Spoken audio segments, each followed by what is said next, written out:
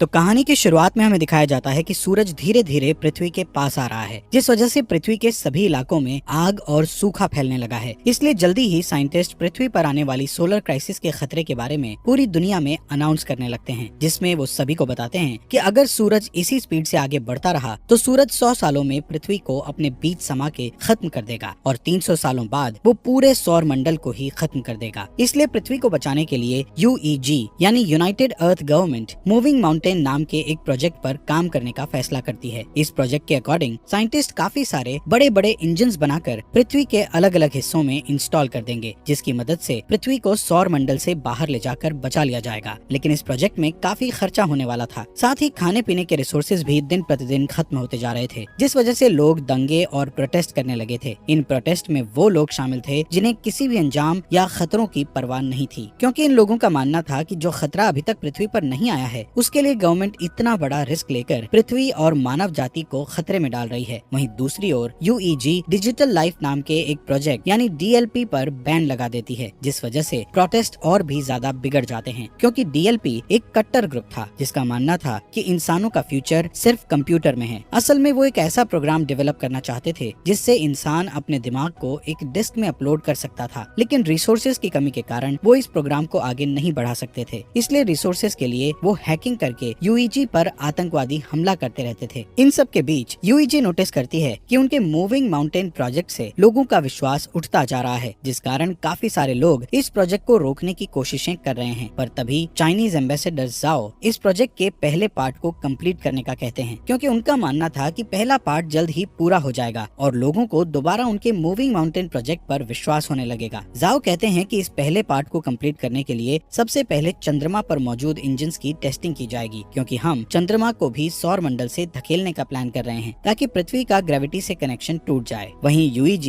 इस टास्क को कंप्लीट करने के लिए कई लोगों को एस्ट्रोनॉट्स के रूप में ट्रेन करने वाली थी, इसलिए वो कुछ सोल्जर्स को बेस पर इकट्ठा करती है, जहां हम ल्यू नाम के एक पायलट को देखते हैं। तभी ल्यू देखता है कि बेस प्रोटेस्टर्स से घिरा हुआ है और गार्ड्स उन्हें रोकने की कोशिश कर रहे हैं। उसी वक्त एक प्रोटेस्टर बेस के अंदर घुस आता है, पर हैन नाम की लड़की उस आदमी को मारकर नीचे गिरा देती है। ये देखकर ल्यू हैन से काफी इम्प्रेस होता है और उसके साथ जिंदगी गुजारने के सपने देखने लगता है। इसके बाद सभी ट्रेनीज को एक एलिवेटर में बैठकर अंतरिक्ष में भेज दिया जाता है, क्योंकि उनका पहला टेस्ट अंतरिक्ष में होने वाला था। ये अभी तक का सबसे ऊंचा एलिवेटर था। इस एलिवेटर के ऊपर जाने की स्पीड इतनी तेज थी कि कुछ ट्रेनीज बेहोश हो जाते हैं, जिस कारण वो उस स्टेशन को भी नहीं देख पाते जो कि मूविंग माउंटेन प्रोजेक्ट के लिए बनाया जा रहा था। यहाँ सभी ट्रेनीज को फाइटिंग स्किल्स सिखाते हुए फायर आर्म्स का यूज करना सिखाया जाता है। इसके अलावा उन्हें बार बार एलिवेटर से ट्रेवल करवाया जाता है ताकि उन्हें फ्यूचर में एलिवेटर से ट्रेवल करने में किसी भी तरह की परेशानी का सामना ना करना पड़े। साथ ही सभी का मेडिकल टेस्ट करके उन्हें डेली एक्सरसाइज करवाई जाती है। इस ट्रेनिंग के दौरान ल्यू और हैन एक दूसरे को पसंद करने लगते हैं और उन्हें प्यार हो जाता है। फिर एक दिन ल्यू गार्ड को सिगरेट की घूस देता है और बेस के अंदर एक गुलदस्ता ले आता है, जिसे वो हैन को देते हुए उसे प्रपोज कर देता है। इसी सुबह एस्ट्रोनॉट्स का एक नया बैच वहाँ आता है और एलिवेटर में शामिल हो जाता है। तभी अचानक से बेस में मौजूद ड्रोन्स बाहर आने लगते हैं, जिससे इंजीनियर्स को पता चलता है कि उनका सिस्टम हैक हो गया है। इसी दौरान एलिवेटर अपने शेड्यूल से पहले ऊपर जाने लगते हैं। दूसरी ओर एलिवेटर में शामिल हुए नए एस्ट्रोनॉट्स अपने कपड़े बदलने लगते हैं। तब ल्यू और हैन नोटिस करते हैं कि नए एस्ट्रोनॉट्स ट्रेनीज के नाम की यूनिफॉर्म पहन रहे हैं, जिससे वो समझ जाते हैं कि वो लोग कोई एस्ट्रोनॉट्स नहीं बल्कि आतंकवादी हैं। यहाँ बेस में सभी ड्रोन्स अटैक करके आग लगाने लगते हैं, जिन्हें रोकने के लिए पायलट उन पर अटैक करते हैं, लेकिन ड्रोन्स पर निशाना नहीं बना सकते थे, क्योंकि साइंटिस्ट ने सिस्टम को इस तरह बनाया था कि वो अपने ड्रोन्स पर अटैक ना कर सके। वहीं ड्रोन्स हैक हो चुके थे, इसलिए वो सिस्टम पर अटैक कर रहे थे। इस तरह अटैक करते हुए ड्रोन्स एक एलिवेटर को नीचे गिरा देते हैं। दूसरी तरफ एलिवेटर में आतंकवादी सभी ट्रेनीज से उनकी ID चुराते हैं और सभी गेट्स को बंद करके ट्रेनीज की कुर्सियों को लॉक कर देते हैं। यहाँ जो भी उन लोगों को रोकने की कोशिश करता है उन्हें बुरी तरह पीटा जाता है। इस एलिवेटर के दूसरे रूम में ल्यू होता है, जो कि अपनी कुर्सी छोड़ देता है और अपने चश्मे का यूज करके गेट की लॉक स्क्रीन को धूप से जलाकर गेट ओपन कर लेता है। इस गेट की दूसरी साइड जाकर ल्यू देखता है कि उसका एक साथी बुरी तरह घायल है, क्योंकि आतंकवादियों ने उसे बुरी तरह पीटा था। इसलिए ल्यू उन आतंकवादियों के पीछे जाता है और उनसे लड़ने लगता है। इस फाइट में एक आतंकवादी ऊंचाई से गिरकर मर जाता है, जिसके बाद ल्यू एक फायर एक्सटिंग्विशर को लेकर दूसरे आदमी का पीछा करता है। इस बीच वो आतंकवादी चोरी की गई ID से एलिवेटर को स्टेशन तक पहुंचा देता है। ठीक उसी समय ड्रोन उन पर एक मिसाइल से अटैक करते हैं। इस दौरान बेस में साइंटिस्ट 550C नाम के इंटेलिजेंट क्वांटम क्वांटम कंप्यूटर की मदद से सिस्टम को हैकर से सेव कर लेते हैं, जिसके तुरंत बाद ड्रोन्स जमीन पर गिरकर ब्लास्ट हो जाते हैं और फिर साइंटिस्ट द्वारा एलिवेटर को वापस नीचे खींच लिया जाता है। यहाँ ल्यू अभी भी उस आतंकवादी से लड़ रहा था। तभी हैन एक मैकेनिकल हाथ की मदद से विंडो को तोड़ती है और ल्यू के पास आकर उस आतंकवादी को मारने में उसकी मदद करती है। इसके बाद हैन गुस्से में ल्यू से दोबारा फ्लावर्स मांगती है, क्योंकि इस फाइट के दौरान उसके सभी फ्लावर्स टूट चुके थे। तभी अचानक से उसका स्टेशन बेस पर गिरने लगता है, क्योंकि उस आतंकवादी ने मरने से पहले डेटोनेटर दबा दिया था। ये स्टेशन बेस पर गिरकर क्रैश हो जाता है, जिससे बेस पर मौजूद बिल्डिंग्स ब्लास्ट हो जाती है और एलिवेटर भी अचानक से जमीन पर गिर जाता है, जिससे सभी ट्रेनीज भी इस एक्सीडेंट के शिकार बन जाते हैं। हालांकि ल्यू और हैन सही सलामत होते हैं। इसी दिन न्यूज पर बताया जाता है कि इस ब्लास्ट में लगभग 3000 लोगों की जान जा चुकी है और 5 से भी ज्यादा लोग घायल हुए हैं। यूईजी के बनाए स्टेशन के क्रैश होने के कारण कई लोगों की जानें गई थी, इसलिए लोग और भी प्रोटेस्ट करने लगते हैं। इस प्रोटेस्ट में आतंकवादी हमले और दंगे भी होते हैं। सभी प्रोटेस्टर गवर्नमेंट से डीएलपी को वापस लेने की मांग कर रहे थे। यहाँ जाओ अपनी असिस्टेंट से उस स्पीच को पढ़ने के लिए कहता है, जिसे उसने यूईजी के प्रोजेक्ट में विश्वास रखने के लिए लिखा था। इसी दौरान जाओ अमेरिकन एम्बेसडर के साथ बातचीत करता है और उनसे प्रोजेक्ट पर काम करने के लिए एक और मौका मांगता है। कुछ हफ्ते बाद क्रायो स्लीपिंग पॉड्स में लोगों को रखकर चंद्रमा पर भेजा जाता है, ताकि वो चंद्रमा पर जाकर इंजन्स पर काम जारी रख सकें। इस बीच हैंग्यू नाम का कंप्यूटर इंजीनियर क्रायो स्लीप से उठता है, जो कि 550A नाम के एआई और उसकी बेटी याया की एक रिकॉर्डिंग को चेक करता है। दरअसल 550A की मदद से ही याया हैंग्यू से बात करती थी। यहाँ पता चलता है कि हैंग्यू पहले डीएलपी के लिए काम करता था, लेकिन 550C तक पहुँचने के लिए वो चंद्रमा पर काम करने आया है। असल में 500C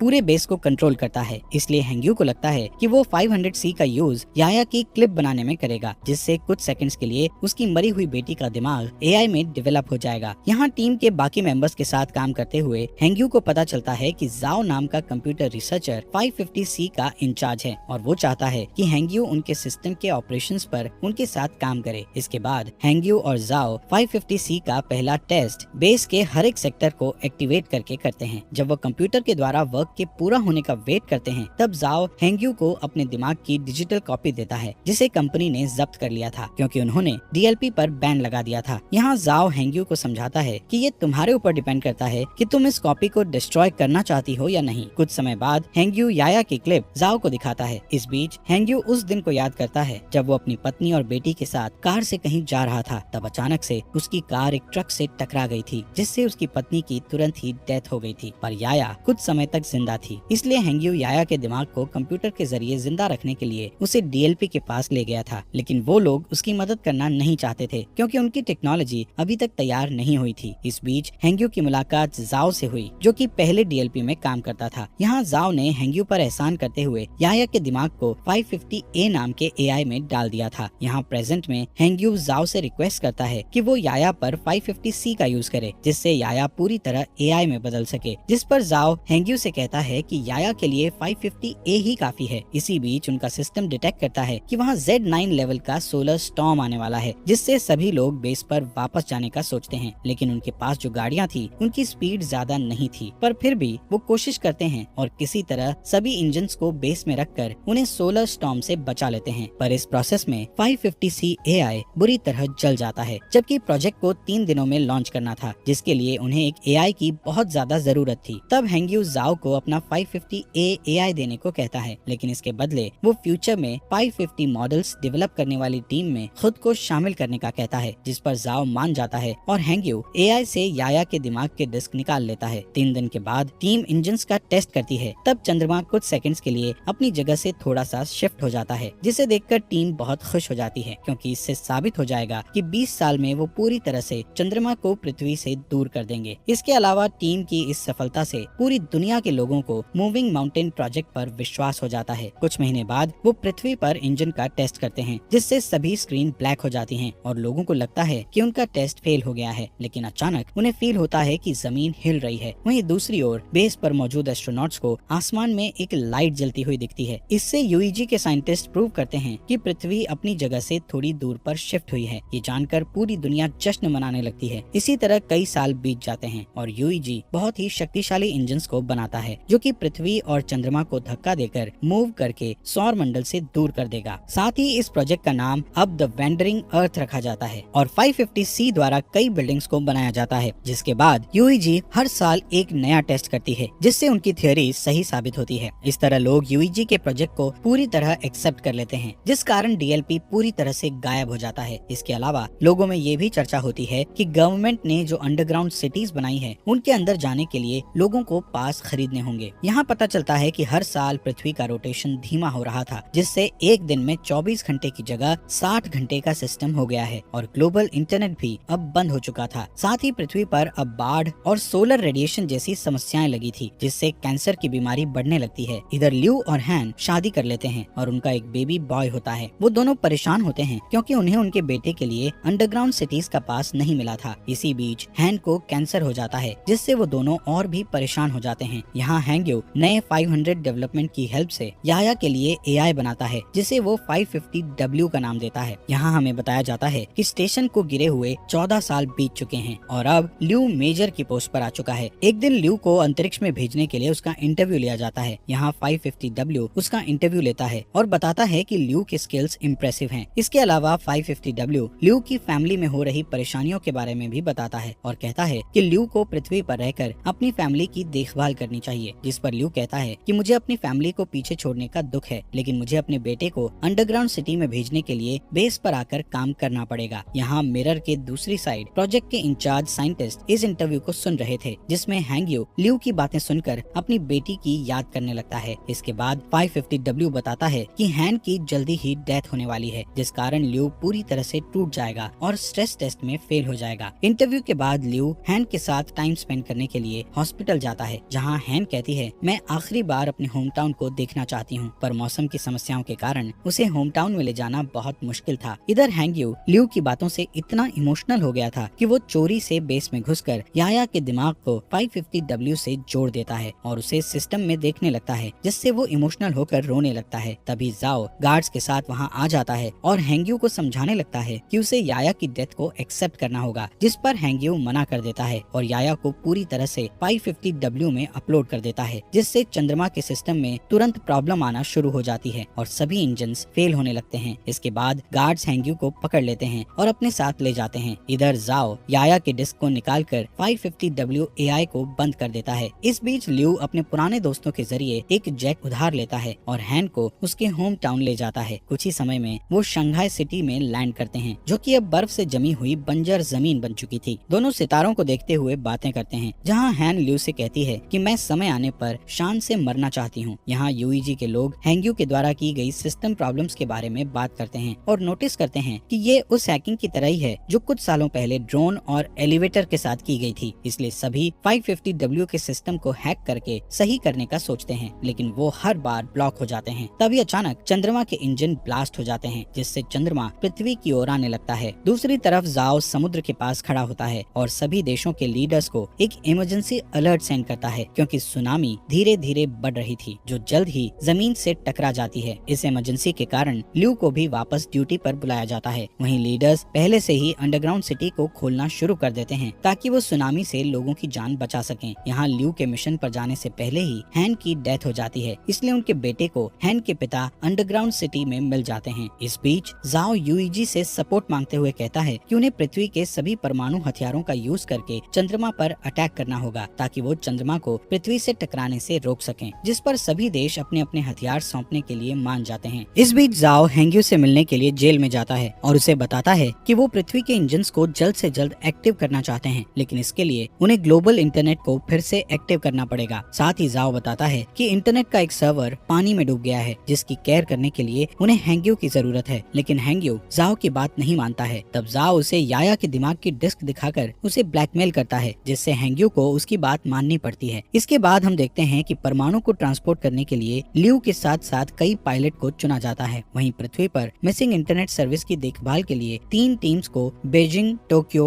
और डैलस भेज दिया जाता है। इसके बाद चुने हुए पायलट्स शटल्स के साथ चंद्रमा के लिए रवाना हो जाते हैं, जहां अंतरिक्ष में एस्ट्रॉइड्स प्लैनेट तेजी से शटल से टकराने लगते हैं, जिससे कई शटल्स क्रैश हो जाते हैं और टीम को 200 हथियारों का लॉस हो जाता है। इस वजह से अब उनके पास सिर्फ 180 हथियार ही बचे होते हैं। थोड़ी ही देर में बाकी के शटल्स चंद्रमा की सतह पर आ जाते हैं, लेकिन तभी एस्ट्रॉइड्स एक शटल को हिट कर देता है, जिससे ल्यू की शटल भी क्रैश हो जाती है। इसलिए उन्हें मजबूरन जमीन पर उतरना पड़ता है। इस दौरान उन्हें में 384 हथियारों का फिर से लॉस हो जाता है। यहाँ बचे हुए लोग टेप को ढूंढने लगते हैं ताकि वो उनके टूटे हुए हेलमेट को ठीक करके अपने घाव पर पट्टी कर सकें। इसके बाद वो लोग तय करते हैं कि वो लोग बचे हुए हथियारों को पैदल ही चंद्रमा पर फिट कर देंगे, पर ल्यू नहीं चाहता था कि इस काम को करके यंग लोग मारे जाएं, इसलिए वो अकेला शटल से बाहर आकर गेट को बंद कर देता है। यहाँ पृथ्वी पर तीनों टीम्स सर्वर की जगह पर पहुंचकर पानी के नीचे चली जाती हैं, जहाँ ड्रोन और स्पेशल टूल्स की मदद से हैंग्यू की टीम बिल्डिंग में जाती है और सर्वर का दरवाजा ढूंढने लगती है। लेकिन जब वो दरवाजे को जबरदस्ती खोलते हैं तो उनका एक आदमी बुरी तरह घायल हो जाता है। तब जाओ उसके घावों को सही करने की कोशिश करता है, लेकिन उनके पास घाव को ठीक करने के लिए कोई सामान नहीं था, जिस कारण उस आदमी की डेथ हो जाती है। जिसके बाद हैंग्यू और जाओ इंटरनेट को वापस लाने के लिए कनेक्शन बनाने का डिसीजन लेते हैं। दूसरी तरफ ल्यू हथियारों को एक ट्रक से ले जाने लगता है। तभी अचानक चंद्रमा का मलबा पृथ्वी से टकराता है, जिस वजह से बिल्डिंग्स हिलने लगती है और कुछ हार्डवेयर जाओ के पैर पर गिर जाते हैं, जिससे वो बुरी तरह फंस जाता है। तभी उस रूम में पानी भरने लगता है। दूसरी ओर हैंग्यू अपने ड्रोन की मदद से भी रूम का गेट नहीं खोल पा रहे थे, इसलिए जाओ उसे जल्दी से पासवर्ड की दे देता है। पर इस दौरान जाओ की पानी में डूबने से डेथ हो जाती है। इसके बाद चंद्रमा का मलबा पृथ्वी की मेजर लोकेशंस को डिस्ट्रॉय करने लगता है, जिससे अंडरग्राउंड सिटीज में जा रहे लोग पैनिक होने लगते हैं। वहीं यूईजी में जाओ को बुरी खबर मिलती है कि उनके पास परमाणु हथियारों का एक साथ ब्लास्ट करने के लिए समय नहीं है, जिससे जाओ उम्मीद खो देता है। पर तभी उसका एक आदमी उसे सोल्यूशन बताता है कि अगर वो अंतरिक्ष में और भी एस्ट्रोनॉट्स को भेज देंगे तो हथियारों को मैनुअली ब्लास्ट किया जा सकता है, यानी कि सभी एस्ट्रोनॉट्स को अपना सेक्रीफाइस करके दुनिया को बचाना होगा। इस ऑपरेशन के लिए 300 लोगों की जरूरत थी। यहाँ एक पुराना पायलट कहता है कि ऐसा करना हमारा कर्तव्य है, पर यंग लोग फ्यूचर की देखभाल करने के लिए हैं, इसलिए उनका सेक्रीफाइस ना किया जाए। उस पायलट की बात मानते हुए सभी पुराने पायलट्स को एस्ट्रोनॉट्स की टीम के साथ चंद्रमा पर पहुंचा दिया जाता है, जहां ल्यू